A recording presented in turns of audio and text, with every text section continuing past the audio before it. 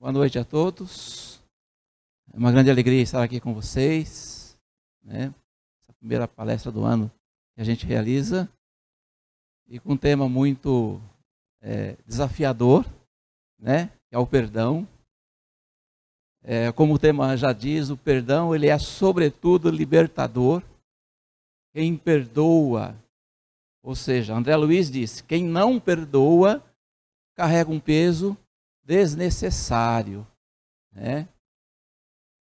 Dentre todos os ensinamentos de Jesus, o único que não foi totalmente compreendido pelo homem foi o perdão. Nós assimilamos, embora não coloquemos em prática, todas as outras lições do Cristo, do amor ao próximo, tudo aquilo que está contido no Sermão da Montanha. Mas quando o assunto é perdoar, nós frequentemente não aceitamos essa prática e não também admitimos essa realidade para nós como uma forma de ascensão espiritual, como a principal forma de ascensão espiritual. Eu vindo para cá e pedindo inspiração para essa fala sobre o perdão, me veio a seguinte intuição, que a nossa evolução se deu até agora mais pelo ato do perdão do que pelo ato do amor. Eu vou explicar por quê. Porque quando nós amamos, quando nós desenvolvemos a prática do amor, nós mantemos uma relação direta com os nossos afetos, com as pessoas com as quais nós já desenvolvemos afeição, né? Já o perdão é diferente. O perdão é uma relação entre três. Entre eu, o inimigo e Deus. Tá? Então o próprio Cristo disse que é muito fácil amar quem nos ama. O desafio está amar quem não nos ama. E aí que a gente cresce. Muito mais nas adversidades do que na prosperidade. Porque às vezes nas prosperidades a gente tende a fraquejar, a gente tende a amolecer, a acomodar um pouco. E é no ato do perdão que a gente demonstra a nossa grandeza, a nossa vontade e sobretudo o nosso amor. Então a gente vai falar hoje aqui sobre esse tema. O Paulo, nosso amigo aqui, faz uma palestra maravilhosa sobre o perdão. Até em sonho eu assisti palestra desse rapaz, né? Fui desdobrado do corpo e tinha um palestrante e é o nosso amigo Paulo Lara. Né? Não fica com vergonha não, que é a realidade. Você trabalha à noite também, né? Mas a liberdade está aí. O perdão nos leva para onde a gente quer ir. Sem aquela necessidade de aquela pessoa, se estiver presente, eu não vou. Porque isso acontece, né? Então toda a nossa reflexão vai se dar hoje uma reflexão íntima no exame do perdão. Tá? Porque quem sabe o ato dirigido contra nós terá sido desenvolvido por uma ação impensada por nós mesmos. Né? Então a gente, fazendo essa reflexão, conseguiremos sair daqui um pouco mais propensos, né, a esse ato. Vamos refletir sobre isso. Por quê? Está errado. Assim. O que é o perdão? Na revista O Reformador, de agosto de 99, lá diz que o perdão é a chave gloriosa de acesso à consciência tranquila para a instalação do reino de Deus em nossos corações. Aí já diz tudo. Tá? É a chave gloriosa de acesso à consciência tranquila. O que Cristo disse, o reino de Deus está dentro de vós. Né? Então o perdão já é o caminho de acesso a esse reino, de liberdade. Né? Teresinha de Oliveira, espírita, recém-desencarnada, da cidade de Campinas, ela disse que perdoar é dar ao ofensor a oportunidade de ser feliz de novo. Interessante isso, né? Ser feliz novamente. Porque quando nós ferimos alguém, nós praticamos um ato de infelicidade, né? Magoar alguém. Vamos lá. Há quem diga, perdoo, mas eu não esqueço. E é possível esquecer uma ofensa dirigida? Não, né, Paulo? Não é, né? Nós somos espíritos inteligentes. A inteligência está em processo de desenvolvimento em nós. Então a gente não esquece com facilidade as coisas. Mas a gente tem que lembrar que esquecer é da memória e perdoar é do coração. Quem disse isso é o Frei Anselmo Fracasso. Ele escreveu um livro chamado Conversando com Deus. Ele diz isso. Perdoar, esquecer é da memória, perdoar é do coração. Eu posso esquecer sem perdoar e posso perdoar tendo esquecido. Esse jogo de palavras é fundamental para a gente entender o perdão.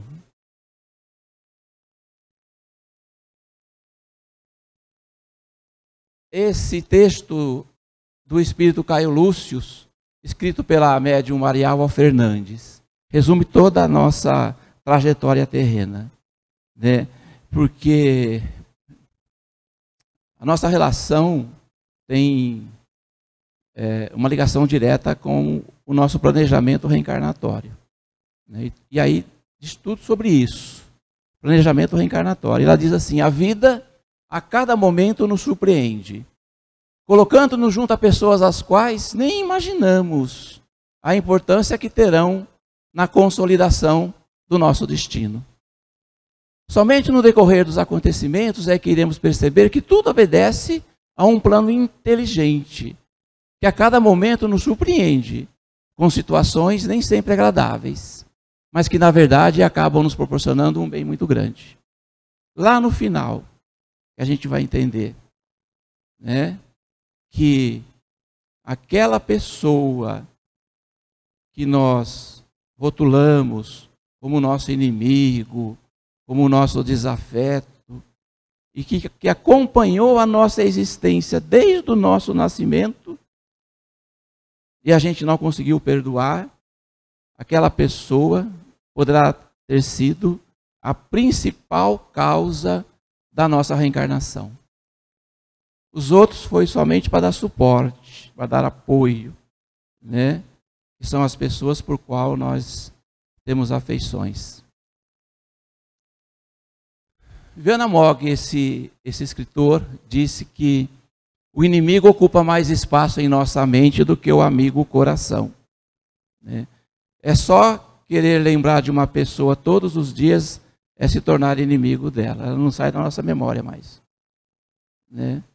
A gente esquece do amigo com facilidade, mas do inimigo, enquanto não transformá-lo num amigo, ele vai estar sempre na nossa, até nos nossos sonhos, né? Não é verdade? Porque a gente precisa ter contato com essa vibração que nos faz mal, para a gente se ver livre dela logo, né?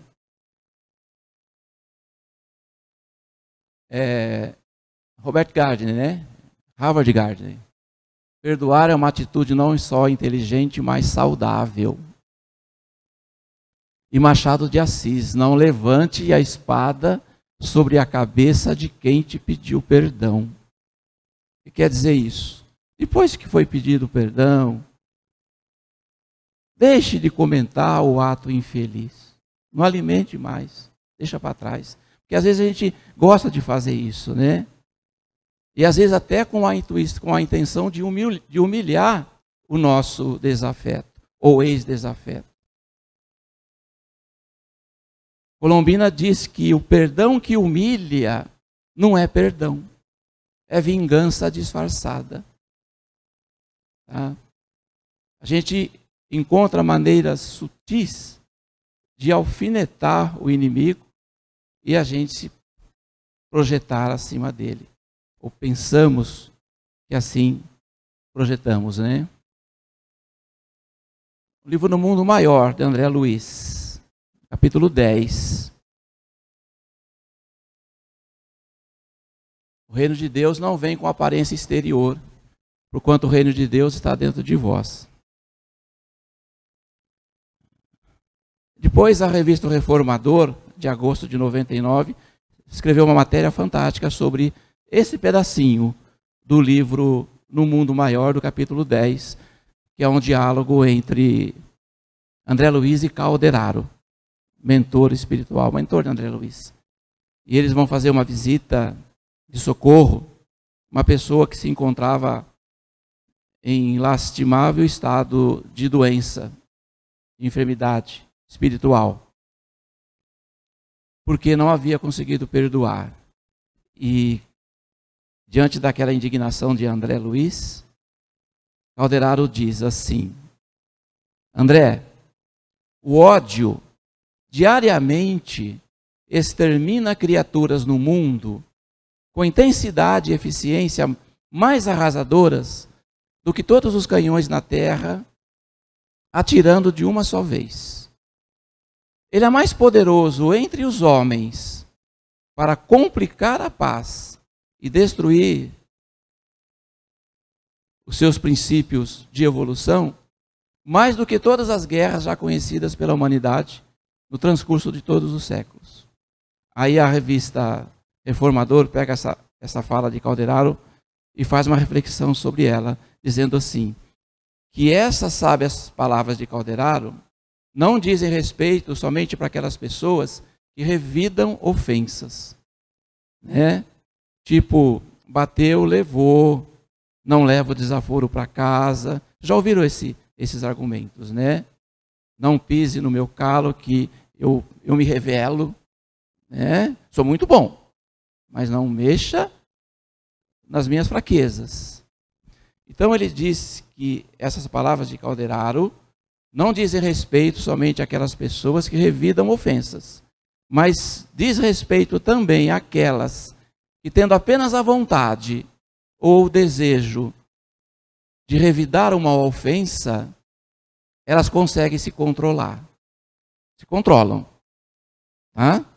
Conta até 10, até 1000, mas se controlam. Mas bebem do veneno destilado pelo ódio, candidatando-se assim a variados desajustes que muito frequentemente lhes abreviam existência. O ódio pode matar. Pessoas podem morrer, adoecer, por não perdoar. E nessa mesma matéria, seguindo, ele vai dizer que o perdão impede que nós nos alimentemos do nosso próprio veneno. Jesus associa o reino de Deus ao perdão. Pois como ele deixa bem claro em todos os seus ensinamentos, a celeste edificação da alma é um estado de consciência marcado pela paz, pela tranquilidade e pela alegria de viver, que não combina com ódio, com rancor e com ressentimento. Sem o perdão, nós não conseguiremos avançar, nem do ponto de vista espiritual e nem do ponto de vista físico. Há muitas doenças relacionadas à pessoa que não consegue perdoar. Porque antigamente, quem recomendava o perdão era o padre na igreja, era o pastor, era o bispo, era o sacerdote. Hoje já é recomendação médica, uma terapia, né, para se purificar. Vamos refletir mais. As bem-aventuranças. Depois o Paulo me corrige ali, pode puxar minha orelha, tá? Ele é um bem estudioso aí do Evangelho. O Evangelho segundo o Espiritismo tem um tratado do perdão. Ali ensina, ali explica, ali orienta o caminho do perdão. Porque eu falando aqui para vocês, parece que assim, é perdoar e pronto, né? Parece fácil. Tá? Porque tudo se baseia na teoria. E não é a teoria que muda a nossa realidade. O que muda a nossa realidade é o fazer, é o praticar. Eu posso ter uma excelente teoria, mas se eu não colocar em prática, eu não vou conseguir mudar a minha realidade. Vou continuar sendo sempre o mesmo espírito, em qualquer lugar do universo. Por isso que tem uma diferença muito grande entre conhecimento e instrução. Palestrante, por melhor que seja, ele não consegue transmitir conhecimento. Por mais maravilhosa que seja a palestra, ela não transmite conhecimento. Ela transmite instrução. O conhecimento é produto da compreensão e da assimilação da informação recebida. Eu posso ter conhecer um monte de livros, ter uma excelente teoria, mas não ter conhecimento nenhum. Porque é na prática, é no fazer. A pedagogia divina se dá no ato de fazer. Tá? Então a gente precisa refletir sobre isso. E as bem-aventuranças, aí começa como o evangelho então. Não chega lá, se abre assim e já perdoar. Não. Ele vem falando das bem-aventuranças. Né? Bem-aventurado significa feliz. Eu busquei o sentido de bem-aventurança. Bem-aventurado. Jesus quis dizer feliz. Né? Mas não essa felicidade passageira ou fundamentada apenas em estímulos, que se retirados destrói. Essa felicidade que Jesus fala é a real. Ela não tem prazo de validade. É isso. Tá? Porque mesmo que o estímulo que a promoveu seja retirado, ela continua. Essa é a verdadeira felicidade. Divaldo Pereira Franco diz que a verdadeira felicidade decorre de uma consciência tranquila, que se baseia em atos corretos e em atitudes certas. Essa felicidade dá-nos um coração pacificado, porque é um coração em harmonia, sem os receios depressivos do passado e sem a ansiedade tormentosa do futuro. Essa é a felicidade do Cristo. E mesmo que seja tirado o estímulo, ela prossegue. Tá? Então a bem-aventuranças nos prepara para o perdão. Porque amai os inimigos não é o capítulo 1. Não é? Não é o capítulo 1. É o capítulo 12. Aí vem o Evangelho preparando o nosso espírito para isso. E ele diz, bem-aventurados os pobres de espírito. Né? Simples, que não tem vaidade, que perdoa com facilidade, que não guarda mágoa, não guarda rancor, né? E que sofre em silêncio. Mesmo que esteja certo. Né? Pois diz, bem-aventurados aqueles que têm puro coração. Porque o que dificulta o perdão é a gente alimentar a imperfeição do outro. Achar que cada vez ele está pior. Né? Então, o não ver maldade nas pessoas, mesmo que elas sejam más, porque isso é uma relação também deles com Deus, e não com a gente diretamente, é o caminho do perdão. Bem-aventurados aqueles que são brandos e pacíficos, que não quer vingança, sabe? Não fica armando né? Aquelas fases do perdão que não é perdão, né? Eu perdoo, mas não quero vê-lo nunca mais. Como é que é mesmo? Está no Evangelho. Que é a condenação, né? É um ato de condenação. Eu te perdoo, mas não quero te ver nunca mais. Né? Ou até a pretensão. Eu perdoo, mas antes você vai ter que ouvir umas verdades. Aí começa a... Então, o perdão do Evangelho aqui, na bem-aventurança, é aquele que tem um coração brando e pacífico. Bem-aventurados aqueles que são misericordiosos, esse ato de misericórdia, eu tenho cá comigo o que seria de mim se não fosse a misericórdia de Deus. Meu Deus, onde eu estaria? Né? Misericórdia de Deus. E tem aquela frase bonita do Chico, né, que eu acho interessante: justiça e misericórdia. Emmanuel escreveu através do Chico. Justiça e misericórdia. Elas pairam no mesmo nível. A justiça divina e a misericórdia de Deus. Emmanuel, através do Chico, diz assim: quando a justiça divina nos procura para acerto de contas e nos encontra trabalhando em benefício dos outros, manda a misericórdia de Deus que a cobrança seja suspensa por tempo indeterminado.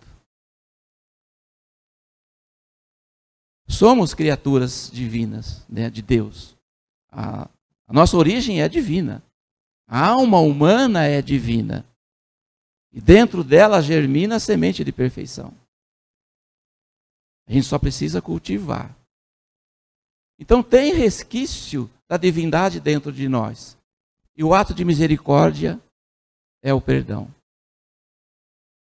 É dar ao ofensor a oportunidade de ser feliz. Assim como Deus é misericordioso com a gente procurar ser misericordiosos com aqueles que nos perseguem e nos caluniam. Então, misericórdia quer dizer coração compadecido, né? Amai os vossos inimigos, está lá. Aí chegamos no capítulo 12. Amai os vossos inimigos diz que a gente não precisa ter para com eles um amor, uma afeição que não está na nossa natureza ainda. Pois o contato de um inimigo faz bater o nosso coração bem diferente do que o contato de um amigo. E lá vai dizendo que não é contra eles nem ódio, nem rancor, nem desejo de vingança. É ficar feliz com o seu progresso e aborrecido com a sua queda. É estender mão segura em caso de necessidade. E abster-se em ação e palavra tudo aquilo que possa prejudicá-lo. Então não precisa mandar cartinha de amor, mandar flores, né? Que ainda não está em nós. Mas começa por não desejar o mal.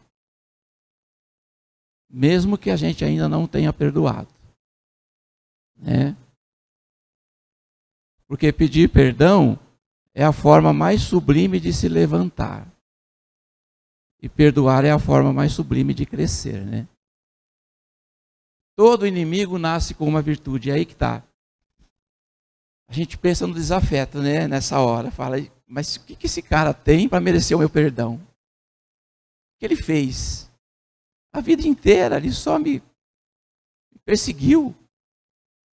Onde eu vou encontrar nesse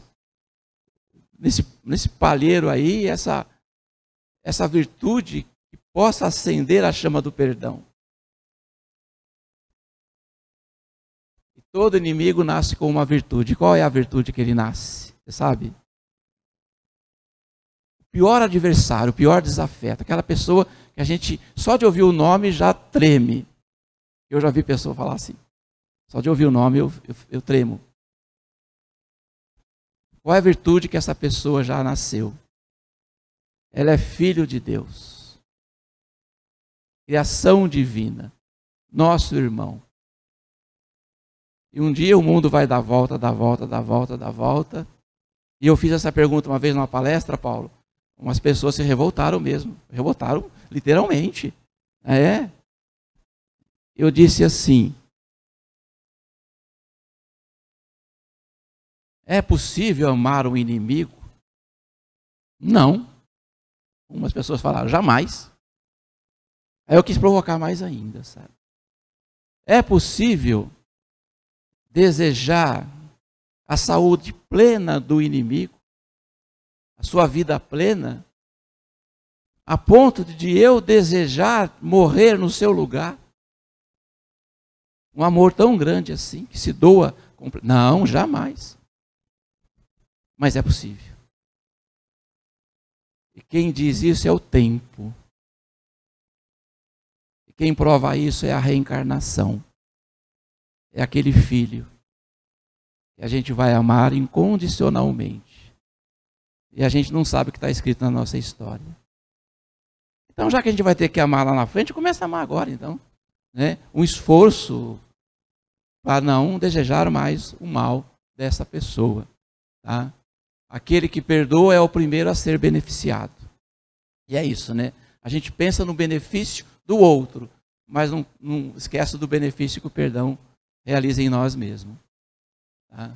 E aí está no capítulo 12, fala os inimigos desencarnados, e no 10, capítulo 10, em Mateus, capítulo 5, reconcilia-te o mais depressa com o vosso adversário, enquanto estáis com ele no caminho. Eu não lembro de uma outra passagem de Jesus que ele recomenda a pressa. Você lembra, Paulo? Recomenda a pressa? Apressai-vos. Só nessa. E por que ele falou só nessa passagem? Que a gente tem que ter pressa em se reconciliar com o adversário, enquanto estáis com ele. Porque a reencarnação é muito breve. E logo a gente vai se reencontrar no plano espiritual. Né?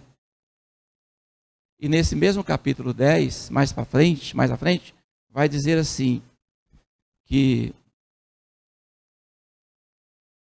quando Jesus diz que nós precisamos reconciliar com o nosso adversário enquanto estamos com ele no caminho, não é somente com vistas a apaziguar as discórdias da existência atual, mas para evitar que ela se perpetue em existências futuras. Muita coisa a gente vai deixar na terra, mas o inimigo a gente pode levar se a gente não se libertar dele aqui, seguindo essa recomendação de Jesus. Então, muitas pessoas falam assim, não dá, não, gente, agora você exagerou, né? Mas comece por emitir um pensamento contrário ao ódio, né? E a gente vai chegar lá. Depois, nós vamos encerrar com o amor, tá bom? Para aliviar um pouco. Aí na questão 61, como que Deus perdoa as nossas faltas, né? E Deus discerne bem, sabe discernir o bem do mal. E a prece não esconde as nossas faltas. E aquele que a Deus pede perdão de suas faltas, só obtém mudando de conduta. As boas ações são a melhor prece. Por isso que os atos valem mais do que as palavras. Aqui o Dr. Alberto Almeida fala das enfermidades, né? Nem todos os males se revelam com clareza. Não tem diagnóstico, não aparece nos exames. Mas o senhor está bem, você não tem nada. Está tudo certinho aqui, ó, nos trinques mesmo. Não, eu não sei, eu não durmo, eu não consigo dormir, perturbação. Pode ser o inimigo encarnado e pode ser o desencarnado também. Tá? Então, falta de perdão é a falta de doenças físicas e mentais. Esse livro aqui é um livrinho pequeno, 100 e poucas páginas, Sentimento, a força do Espírito, tirocópia dele, né? E ali diz que a maior força que nós possuímos é o sentimento. E quando o assunto é perdão, nós precisamos buscar dentro de nós, na nossa alma, o que a gente tem de melhor. É o acúmulo de pensamentos, de sentimentos que garante o perdão ou não, né? Porque o inimigo, o amigo pode até compreender as nossas fraquezas, o inimigo não. Às vezes, a voz de um inimigo, ela soa incômoda, mas é verdadeira. Porque o amigo, ele tende a cobertar as nossas fraquezas. Passar a mão, né? O inimigo não, ele vai e aponta. Tem aquela historieta, né, do sábio na cidade que vivia perseguido. Todo mundo o adorava, o bajulava, mas na cidade tinha um perseguidor implacável. E um dia esse perseguidor morreu. E todo mundo ficou aliviado. Falou, até que enfim, vamos deixar o nosso mestre em paz. Esse homem, esse perturbador da ordem humana. E não é que lá no velório do cidadão, o sábio estava lá chorando, lá lamentando a morte dele. Mas o senhor tinha que comemorar. Ele falou, então, agora eu temo parar de crescer. Porque ele é o único que apontava os meus defeitos. Né? Isso às vezes a voz de Deus manifestando no nosso adversário. Então a gente recomenda, espírita, nas palestras, ler bons livros, assistir bons filmes, ouvir músicas inteligentes, saudáveis, evitar mensagens. Hoje as informações são muito rápidas, né? Piadinhas que não nos edificam. Porque na hora do perdão a gente vai ter que rebuscar lá dentro e achar que a gente tem de bom para poder fazer isso. Né? A gente deve pensar muito bem nisso. E deixar que o entendimento ilumine o nosso coração. A gente deve dar apoio a todas as pessoas. Mas não pode esquecer daquelas que muitas vezes passam diante de nós e não notam a nossa presença. Envaidecidas que se acham talvez pela posse da riqueza inútil, né? Ou da cultura vaidosa em forma de poder. Todo espírito na terra cresce com luta e com sacrifício. Não existe uma criatura no mundo que consiga evoluir sem passar pelas as asperezas das provações. E diante de um espírito assim, de uma pessoa assim que nos persegue, assim como nós, dentro dele, ele clama por compreensão. Clemência, né? Como diz, compadece-te de mim. Tá? Então, perdoar é reparar as energias danificadas pelo pensamento enfermiço. Tá? Ninguém é capaz de perdoar o outro antes de reparar as próprias energias. E é aquilo, né? Da informação que a gente tem e do acúmulo de sentimentos que a gente guarda. O perdão é capaz de drenar todas as energias doentes. É um dreno, né? Vai. Fica para trás. Né? É um grito de liberdade, o perdão. Enfim, estou livre. Né? Interessante isso. O poder do perdão é incrível, né? É fantástico. E aqui Chico vai dizer aqui que a reencarnação nunca erra, né? Não erra de endereço. Na reencarnação ninguém erra de endereço. Já vivemos muitas vezes, estamos com as pessoas certas para ajustarmos os nossos corações e solucionarmos os nossos problemas. Eurípides Barçanufo. No coração governado pelo amor do Cristo, não há lugar para a dignidade ferida, porque a dignidade do discípulo do Evangelho brilha acima de tudo no perdão incondicional das ofensas e no serviço incessante à extensão do bem. Essa frase de Eurípides é fantástica, né? Eu acho assim, às vezes ela vem na memória, assim, fica trabalhando isso. Quando eu estou bronqueado com alguém, aí vem Eurípides dizer assim, no perdão, no coração governado pelo amor de Jesus, não há lugar para a dignidade ferida. Não pode ter esse espaço, né? É Eurípides mesmo. E Divaldo disse que o mal que me faz mal, o mal que me fazem, não me faz mal. O mal que me faz mal é o mal que eu faço porque me torna mal.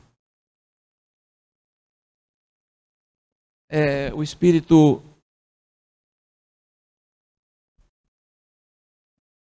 pelo Bacelli, né? Irmão José. Essa frase não está nesse livro do irmão José. A convivência é a arte de administrar as diferenças. E é isso mesmo, né? Você saber administrar essa diferença, você convive com todo mundo, né? E aí, aos poucos, você vai ver assim que não existe mais a palavra inimigo no seu dicionário. Porque aprendeu a administrar essas diferenças. Irmão José, não existe convivência sem desapontamento. Aqui na Terra, não. Né? Aí ele vai agora explicar por quê. Não existe convivência sem desapontamento. Não existe amizade sem a prova da decepção. Seu melhor amigo um dia vai te dizer não. E você tem que estar preparado para isso. Ele já disse 1 milhão de sim. Né? Já conheço história da minha família. Ajudou. O dia que disse não, virou a cara. Nosso espírito ainda é uma coisa complicada, né? Virou a cara. Não aceitou o não. Pesou mais um não na balança do que 1 milhão de sim que foi falado. Foi feito. Então não existe amizade sem a prova da decepção. A afinidade entre os espíritos nasce dos conflitos superados. Se o teu nível de exigência extrapola, é natural que sempre termine em frustrações. O perfeccionista, né? Comigo tem que ser tudo perfeito, não adianta. Não admito erro. Conheci uma pessoa que ela falava isso, né? Não admito erro. Né? Ela dizia isso. Eu falava, tende a sofrer, porque o erro faz parte do aprendizado, né? A gente aprende com o erro também. O perdão desarma a vingança, murcha o ódio e liberta o coração.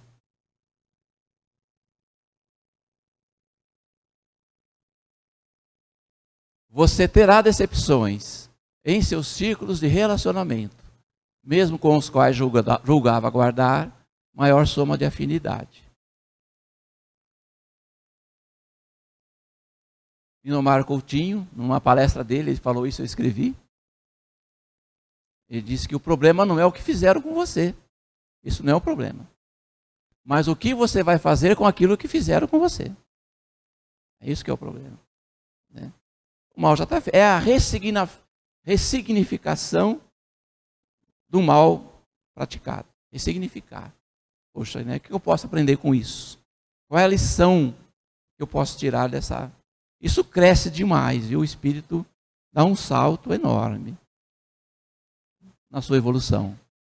Muitos espíritos voltam para dizer que ama, porque não disse quando estava na Terra. Aí vem lá na sessão mediúnica, né? Olha, diga para o meu filho que eu amo, diga para minha esposa que eu a amo, e assim por diante. Duas rápidas histórias de o ódio que aprisiona e o amor que liberta. E é a história verdadeira porque eu presenciei. Não é a história inventada ou contada. Nos anos 80 nós fazíamos visita e as duas situações aconteceram um abrigo de idosos.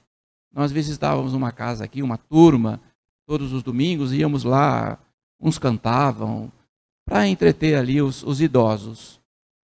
Mas quando nós entrávamos nessa casa pelo corredor, havia sempre, na porta de acesso às alas masculina e feminina, uma senhora sisuda, sempre sisuda. Não cumprimentava, não sorria, sempre ali. Um aspecto amargo mesmo, né? E a gente tentava provocá-la ali, mas ela não cedia, de forma alguma. Mas eis que um dia nós chegamos lá, o povo entrou, e ela veio nos receber, com um sorriso que dava de uma orelha na outra. E literalmente, ela estava dançando mesmo, e pulando de alegria. E todo mundo, poxa, que legal, a senhora está feliz hoje e tal. Isso me incomodou, falei, caramba, o que fez essa pessoa ficar tão feliz assim? E ela me disse, recebi uma notícia boa hoje. Qual que foi? Falou, uma parente minha me disse que meu filho sofreu um acidente. Ele perdeu o caminhão e está no hospital internado em estado grave. Isso até me arrepia.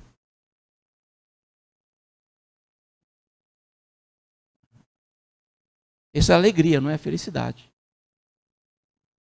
Nem alegria é. Mas se a fez assim, porque a felicidade é outra coisa, como está lá no Evangelho, nas bem-aventuranças. Pensou esse espírito quando descobrir que aquilo que a deixou contente foi a principal causa da sua queda? Desejar o mal, por mais que o filho, na concepção dela, o mereça? Isso é um caso. Outra casa, abrigo de idosos também, nós estávamos com reunião, aí eu já trabalhava nessa casa como voluntário, frequentemente fazíamos reuniões com as famílias dos internos. E um dia estávamos lá, recebemos as famílias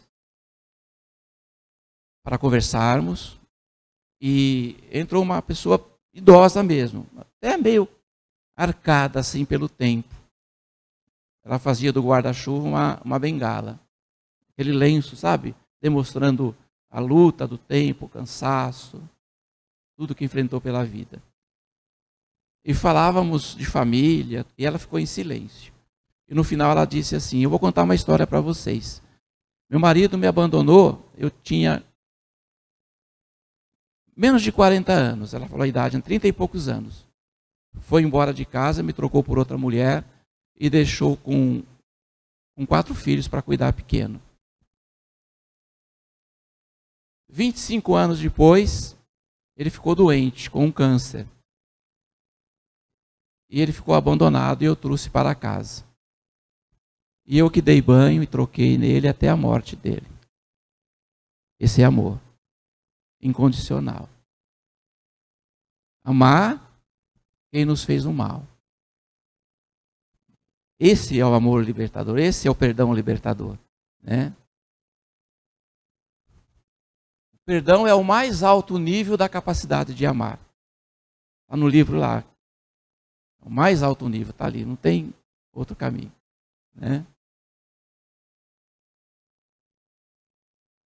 Só lembrar aqui que já está acabando o tempo, já deu 15, eu vou encerrar. Gandhi libertou a Índia sem derramar sangue, né? E pode alguém estar pensando assim, mas essa criatura que eu estou aqui pensando o nome dela, é um espírito muito endurecido. Não vai nem aceitar. Acho que as minhas vibrações não vão alcançar o seu coração. Imagina então qualquer ato que eu venha praticar. Vocês estão entendendo? Eu pensar que o outro não é capaz de receber o meu amor porque ele é tão endurecido, um espírito rebelde, malévolo, sabe? No Evangelho diz assim, no capítulo 10 do Evangelho: não creais na esterilidade e no endurecimento do coração humano. Ele cede, mesmo a contragosto, ao amor verdadeiro. Entenderam? Ele vai ceder. É um imã que o atrai. Está no Evangelho isso, capítulo 10. Gandhi diz assim, que não existe um coração, um espírito, uma alma, ou alguém tão rebelde, tão perverso, que não se entregue pela força do amor, que não ceda pela força do amor. Se ele não se entregar ou não ceder, não é porque o seu coração ou sua alma seja tão endurecida assim, mas porque o amor não foi suficientemente forte para provocar essa mudança.